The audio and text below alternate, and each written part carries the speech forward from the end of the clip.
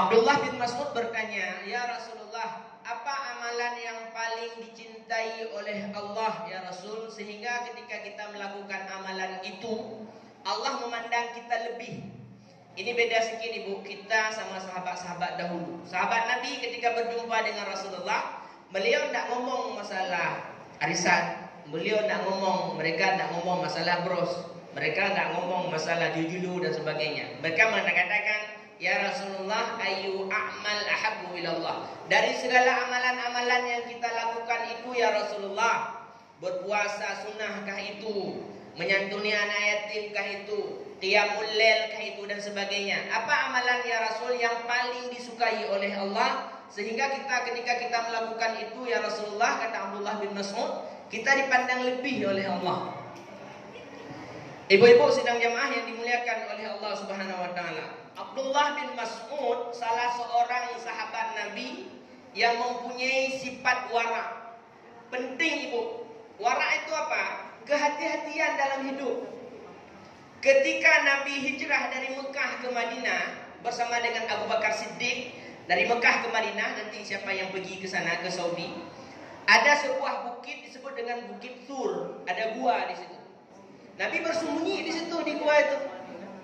Di paginya, pagi harinya, Nabi mengatakan kepada Abu Bakar, "Ya Abu Bakar, dah lapar nih, dah haus, tidak ada makanan. Coba kamu lihat, ada tidak di seputaran sini mungkin ada orang-orang yang mengembala kambing. Nanti kita minta sedikit laban, sedikit susu dari mereka itu." Ketika itu, keluar Abu Bakar melihat, nah jauh di sana ada seorang pengembala kambing. Abu Bakar tidak tahu bahwasanya yang mengembala kambing itu adalah Abdullah bin Mas'ud. Abu Bakar mengatakan kepada Nabi, "Ya Rasulullah, itu ada ya Rasul. Itu di sana itu ada seorang pengembala kambing. Kita pergi aja ke sana, kita minta sedikit. Mungkin ada sedikit laban, sedikit susu dari mereka itu, dari yang lebih-lebih dan sebagainya." Singkat cerita, pergi Nabi, berangkat Nabi bersama Abu Bakar menjumpai si pengembala kambing ini. Nabi mengatakan, "Bapak, kami dari semalam tidak makan, tidak minum, ini lapar, haus. Tolong berikan kami sedikit susu." Apa kata si pengembala kambing itu? "Wahai Tuan," kalau bahasa kita, "ketahuilah bahwasanya saya ini hanyalah seseorang yang bekerja untuk mengembala kambing. Sedangkan kambing ini bukan punya saya. Jangankan saya kasih untuk bapak-bapak semua ini, bapak-bapak berdua ini. Saya dari tadi pagi haus juga, lapar juga, tapi saya tidak ambil ini susu ini. Karena saya itu suka pengembala, bukan punya saya. Saya tidak berani mengambil sesuatu yang bukan hak saya." Apa itu? Wara. Makanya kebukaan dalam tasawuf, seseorang yang mempunyai sikap wara itu pasti cepat kali dapat hidayah. Dia tak mau mengambil sesuatu yang bukan haknya. Dia tak mau mengeluarkan kata-kata yang menyinggung perasaan orang lain. Dia tak melakukan sesuatu hal yang merugikan orang lain. Wara, hati-hati dalam hidup. Padahal ketika itu Abdullah bin Mas'ud belum masuk Islam, masih kafir. Kata Nabi, "Begini saja wahai Tuan, berikan saja anak kambing yang kecil satu. Nanti saya berdoa kepada Allah supaya nanti Allah kasih susu. Nanti saya ambil susunya, kambingnya saya kasih balik kepada kamu." Kata Abdullah bin Mas'ud waktu itu, "Ya udah, kalau seperti itu boleh. Ini ada anak kambing nih, baru berumur 4 bulan. Ambil. Kalau mau boleh ambil dari kambing ini, karena pada secara adat anak kambing yang usianya 4 bulan belum punya susu." Dan dikasih ke Nabi ini. Singkat cerita, diambil itu anak kambing sama Nabi. Nabi mengucapkan Bismillahirrahmanirrahim. Beliau menepuk dengan tangan suci beliau di susu kambing itu. Kemudian susu kambing itu mengembang. Nabi mengatakan kepada Abu Bakar, "Ya Abu Bakrin, itu ambil apa itu? Batu yang ada sedikit tengahnya berlubang sedikit itu, biar kamu tampung, saya peras." Diperas susunya sama Nabi. Kemudian dikasih minum sama Abu Bakar. Setelah Abu Bakar kenyang, Nabi minum. Kemudian Nabi juga memberikan kepada Abdullah bin Mas'ud. Abdullah bin Mas'ud ketika dilihat, tak pernah dilihatnya ada seseorang yang memeras susu anak kambing yang pada syariat, pada adat belum ada susu, tapi ada susu, diperhatikan sama Abdullah bin Mas'ud. Ketika setelah itu Abdullah bin Mas'ud mengatakan kepada Rasulullah, "Wahai Bapak, alimni ajari saya bagaimana caranya itu. Saya tidak pernah belajar, saya tidak pernah melihat orang memeras susu dari anak kambing bisa keluar susu. Apa kata Nabi? Antal muallim, engkau adalah orang yang terpelajar. Rupanya kata-kata Nabi itu diijabah oleh Allah, sehingga Abdullah bin Mas'ud nantinya tumbuh menjadi orang yang cerdas. Salah satu sahabat Nabi yang cerdas itulah Abdullah bin Mas'ud. Abdullah bin Mas'ud waktu itu belum tahu bahwasanya yang di depannya itu adalah Rasulullah. Rasulullah juga belum kenal bahwasanya yang berhadapan dengan Rasul itu adalah Abdullah bin Mas'ud radhiyallahu anhu. Sehingga ibu-ibu jamaah yang dimuliakan oleh Allah Subhanahu wa taala, Abdullah bin Mas'ud termasuk salah satu daripada sahabat Nabi yang tergolong ke dalam as-sabiqun al-awwalun. Orang-orang di barisan pertama masuk Islam. Ada Khadijah binti Khuwailid, ada Abu Bakar Siddiq, ada Ali bin Abi Thalib. Nomor 6 bergabung bersama dengan Nabi masuk Islam, itulah Abdullah bin Mas'ud radhiyallahu anhu. Bukti kecerdasan Abdullah bin Mas'ud, Abdullah bin Mas'ud tak bertanya kepada Nabi amalan apa yang kita lakukan di bulan ini, di bulan ini, di bulan ini. Nabi mengatakan, Abdullah bin Mas'ud mengatakan, ya Rasulullah, dari semua amalan itu ya Rasul, apa amalan yang paling bagus, yang paling dicintai oleh Allah, sehingga ketika kita melakukan ibadah tersebut, Allah memandang kita lebih daripada orang lain. Abdullah bin Mas'ud ingin melakukan ibadah yang gak sama seperti sahabat-sahabat yang lain. Ketika itu Nabi mengatakan, ketika Abdullah bin Mas'ud bertanya seperti itu, Rasulullah mengatakan yang pertama, amalan yang paling dicintai oleh Allah dan Rasul, as-salah ala waqtiha, kata Nabi. As-salah ala waqtiha dalam bentuk syarah yang lain ditafsirkan bermakna as-salah fi awwali waqtiha. Amalan yang paling bagus ibu bersalat, melakukan salat pada awal waktu. Tidak bisa dipungkiri memang dalam fikih waktu salat itu dibagi 5 ibu. Bagi 5. Ini bentar lagi azan zuhur nih. Jam berapa? Jam 12.48. Allahu Akbar, Allahu Akbar. Kita salat terus ketika azan itu. Itu disebut dengan waktu fadilah. Ada ibu-ibu tak mau salat di jam 12.48. Kenapa? Menyupah dan menyawawedeh kenapa dah? Untuk 42 semayang. Boleh juga waktu jawat. Pokoknya menyuhana berdua, hanya semayang, pokoknya berdua. Walaupun anak pun, dah berdua. Kena lagi urut doa, berdua, menyuhana berdua, ada bin. Berdua. Waktu jawat boleh ibu, boleh. Tetap ada alilan Allah. Tak mau juga jam 2:30, waktu ihtiyat, boleh, tak apa-apa. Pos setengah leh nak semayang cik. Dah, boleh semayang jam 3, boleh. Waktu makruh. Waktu fadilah, waktu jawat, waktu ihtiyat, waktu makruh. Papoh le lewat 15. Semayang lahu. Salli fardhu dhuhri 4 rakaat sebelum qiblatin dan Allahu akbar. Dua ni kita jana salat apa terima? Tak ada. Diam dia. Poh le lewat 15. Dah. Tak salat juga jam 3 lewat 15. Asar jam 4 kurang 15. Kita salat jam 4 kurang 18. 3 menit lagi sebelum waktu asar. Boleh tak Ustaz? Boleh. Waktu tahrim namanya. Waktu salatnya tetap sah. Cuman bedanya, kalau orang salat di awal waktu dapat waktu fadilah, dia cuma dapat pahala tok-tok 1, kita dapat 2 ibu. Kalau salat jam 4 kurang 18 menit, 3 menit sebelum waktu asar, pahala dapat 1, dosa pelelewatnya apa 2 bohnya lebih hanya bocor. Jadi lebih kita dari orang-orang yang awal waktu. Makanya pertahankan prestasi yang sudah ada. Pak 2 boh. Udah. As-salah ala waqtiha. Sehingga ibu tajam, dipertajam dalam bahasa Nabi. Nabi mengatakan, man tarakas salata muta'ammidan faqad kafara jiharan. Anda memang qad ketika masuk pada fi'il madhi, tanya sama Ibu Rusniati, beliau ikut pengajian kami di sana. Qad ketika ngomong ba fi'il madhi dua apa bu? Bisa berfaedah lit takrib, bisa berfaedah lit taukid. Tapi dalam hadis ini berfaedah lit taukid, kebit-kebit. Kata Nabi, barang siapa yang meninggalkan solat secara sengaja muta'ammidan. Nanti kasih tahu sama anak-anak kita, sama keluarga kita. Dia tahu solat itu wajib, dia tahu solat itu meninggalkan solat dosa, tapi sengaja. Hana, dia hana, tu mayang. Pelale meringankan hukum. Apa kata Nabi?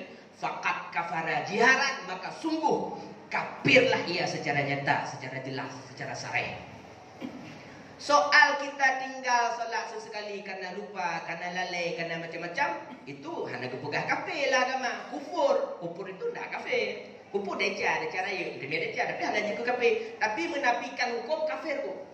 Sama kayak orang mengatakan dia mufat, tapi dia enggak mengatakan mufat. Dia kena mufat, dia kena berdoa.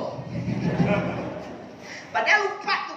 Jadi kayak mana? Kalau mufat bilang aja sama kawan-kawan kita, kalian kirim ke grup, datang cepat-cepat ibu ya, dikit sikit ada apa? Ada mufat sikit. Ini keren. Kan kayak itu. Menafikan hukum itu berisiko besar tu dalam agama. Ya. Kita pergi ke masjid, ditanya sama orang, mau pergi ke mana ibu? Ngejak bak gereja siap, cacat syahadat bu.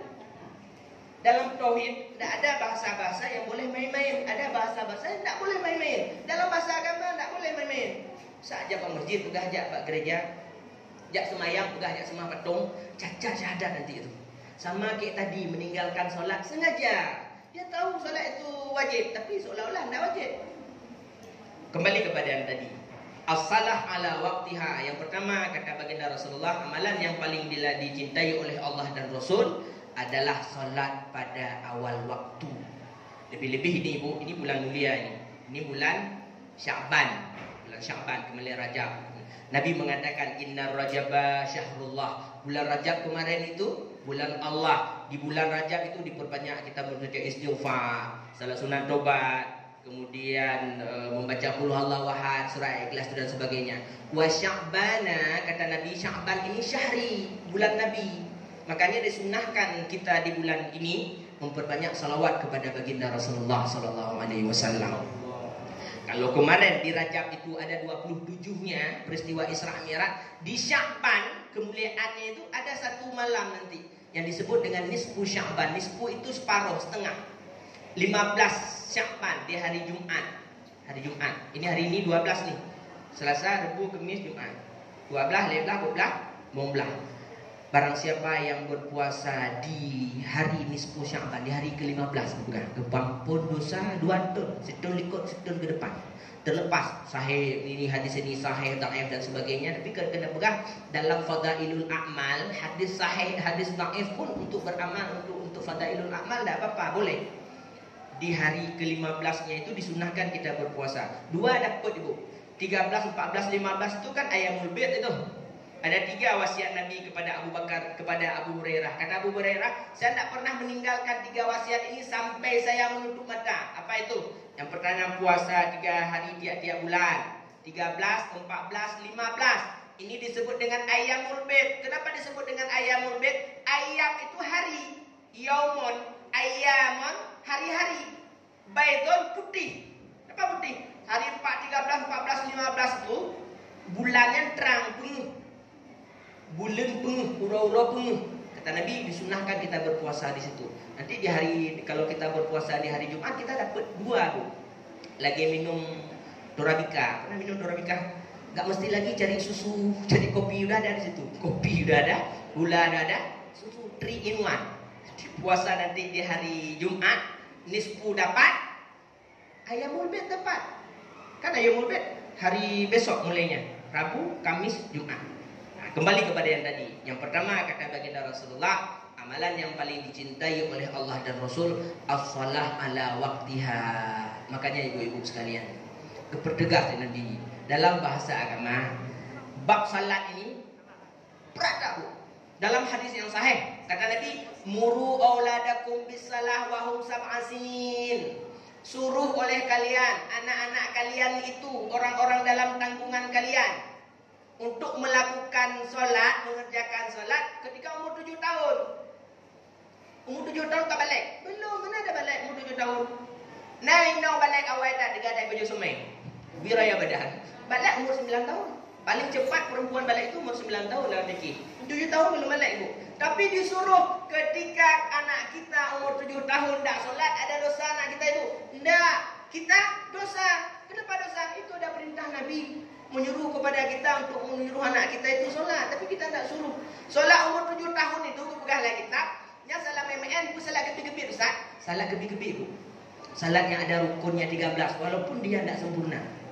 Kemudian disuruh dilanjutkan oleh Nabi, wadribuhu, pukul anak kamu itu kalau ketika dia enggak mau mengerjakan salat, wahum asyrata sinin, ketika umur anak kamu itu 10 tahun. Anak kita udah 10 tahun, enggak mau salat, disuruh jilid, disuruh pukul, disuruh jenuh. Kemudian umur 11 tahun pisah ranjang anil tadi, pisah tempat tidurnya. Sebegitu bagusnya Islam. Umur 11 tahun anak kita ini, dah 2 anak, disuruh yang ini 1 ranjang, yang ini 1 ranjang. Tak boleh 1 ranjang berdua. Diatur dalam tarbiyatul Islam. Kembali kepada yang tadi. Yang pertama kata Nabi, amalan yang paling dicintai oleh Allah dan Rasul, paling dicintai oleh Allah dan Rasul adalah salat pada awal waktu. Yang kedua, Tumma ayu ya Rasulullah. Kemudian setelah itu apa lagi ya Rasulullah? Kata Abdullah bin Mas'ud, Tummal birrul walidain. Kata Nabi, amalan yang kedua yang paling dicintai oleh Allah, yang menjadikan kita itu dilihat oleh Allah lebih daripada orang lain, birrul walidain, berbakti kepada kedua orang tua. Makanya Ibu, ketika kita melihat tidak ada satu dalil, tidak ada satu amalan pun dalam agama itu yang disandingkan, langsung disandingkan dengan menyembah Allah, kecuali birrul walidain. Allah mengatakan dalam Al-Quran, wa qadha rabbuka alla ta'budu illa iyyah wa bil walidaini ihsana.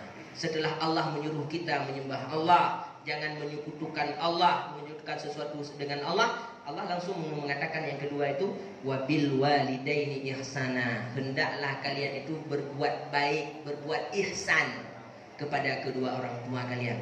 Apa itu ihsan? Ihsan itu Ibu lebih daripada di atas adil dia. Kalau adil sama, contoh yang paling mudah.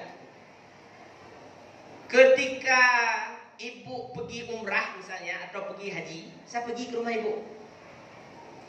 Ibu. Lihat apa bahasa dan nyawa Aceh apa yang sejuk. Bawalah nasi ketan apalah dah. Ketika saya pulang, Ibu dah taruh ni bawa kurma lain atau 2 neng, lepas tu lah kecut dalam plastik.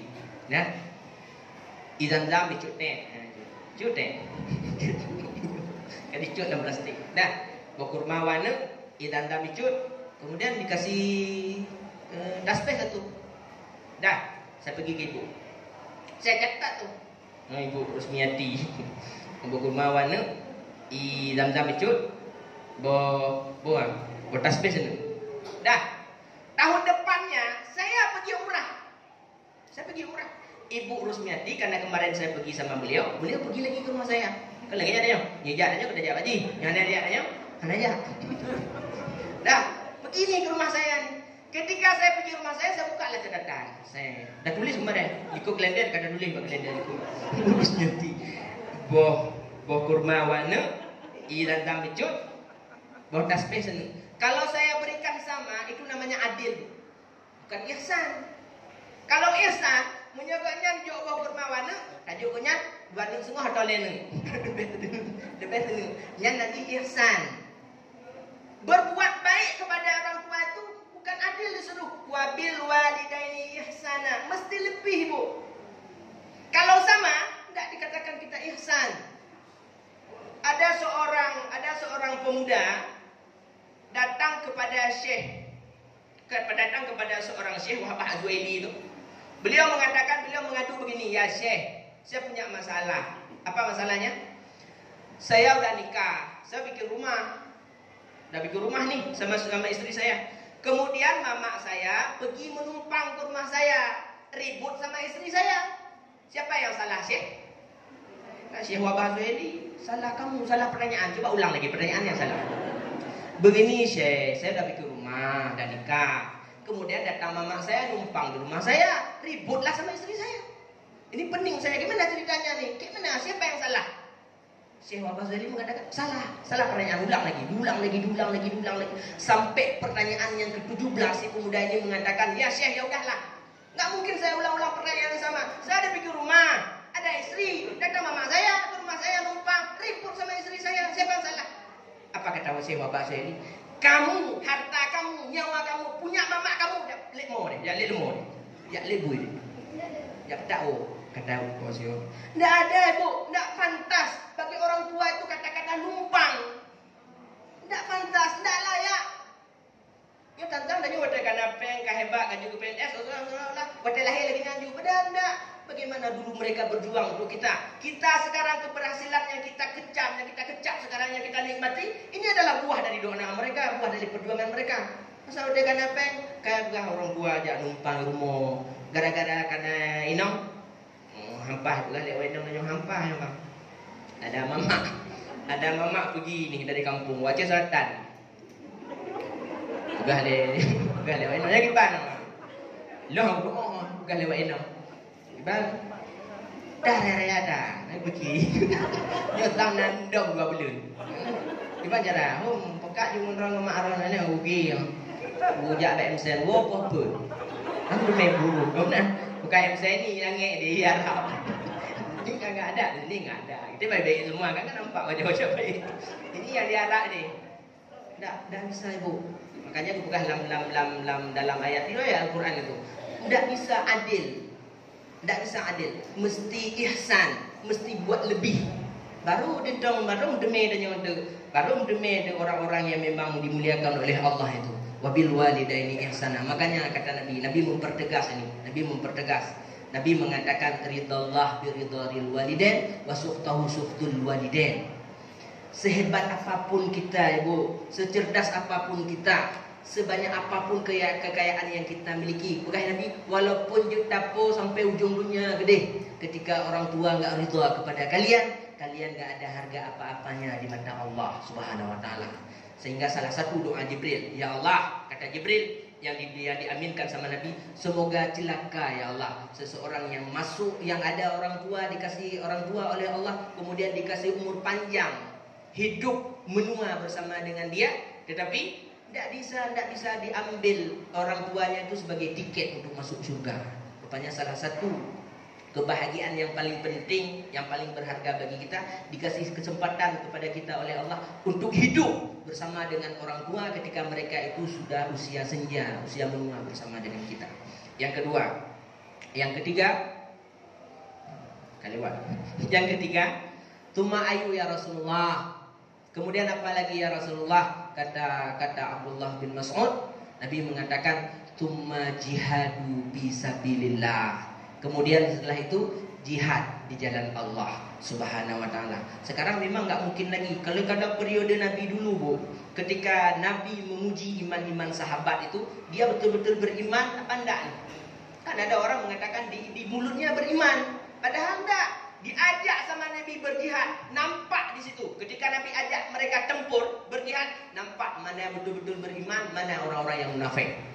Orang munafik itu ketika diajak berjihad pada alasan sakit cumut, anak balahi, indong, hanampa begitu, anak tahu deken pinjer lah macam.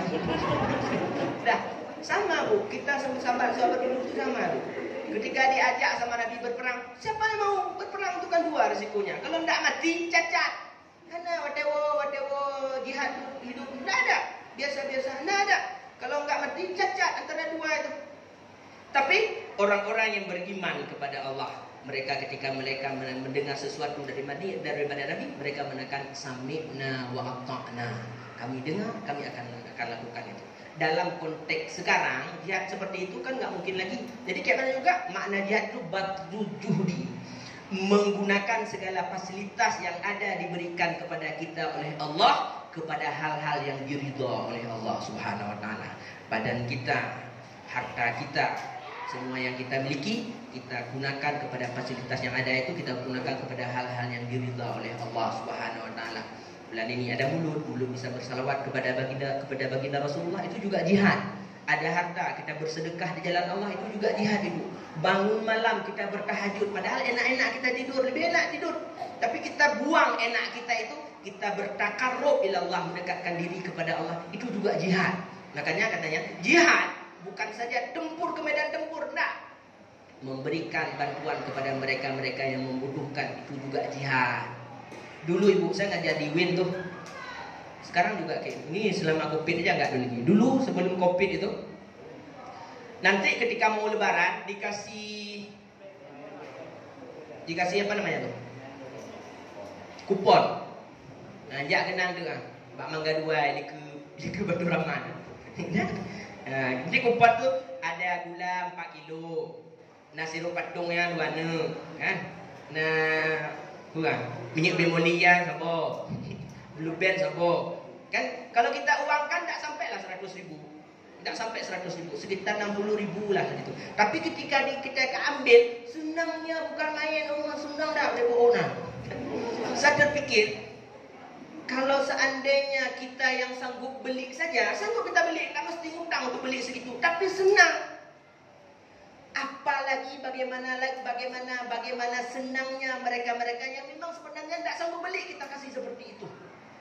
Sehingga kata Nabi, seseorang yang sering disebut-sebut oleh Allah di jamaahnya Allah, orang lain tak kenal kehebatan dia, tapi Allah sebut-sebut nama dia di sana. Apa itu? Orang-orang yang idkhalu surur fi qulubil mu'minin. Mereka-mereka yang memasukkan kesenangan dalam hati saudara-saudaranya yang seiman dan seagama dengan mereka. Kita mau dekat Ramadan ni, kan bisa kumpulin duit 10.000, 20.000. Yuk kita beli gula yuk. Beli gula, dapat gula nanti 1 sak atau 2 sak. Kita bagi kepada mereka yang fakir miskin yang membutuhkan. Senangnya bukan main. Kita aja yang sanggup beli, senang. Apalagi mereka-mereka. Orang-orang yang seperti ini, kata baginda Rasulullah, disebut-sebut namanya oleh Allah di dalam jemaahnya Allah Subhanahu Wa Taala. Mudah-mudahan 3 konsep kita kali ini yang tadi itu bisa kita lakukan dalam kehidupan kita sehari-hari. Yang pertama, salat pada awal waktu. Kemudian yang kedua, berbakti kepada kedua orang tua. Salah, ya udah. Walaupun kita tidak salah, ketika dimarahin sama orang tua, diam aja, kenapa ya? Ketika dulu kita diiniin sama kita salah, tapi orang tua kita ketika waktu kita masih kecil, orang tua kita nggak ada ini, diam aja. Udah. Yang ketiga, berjihad di jalan Allah, menggunakan segala fasilitas yang ada pada diri kita itu kepada hal-hal yang diridha oleh Allah Subhanahu Wa Taala. Amin amin ya rabbal alamin. Baik, sebelum doa, ada pertanyaan? Ada pertanyaan? Tidak ada.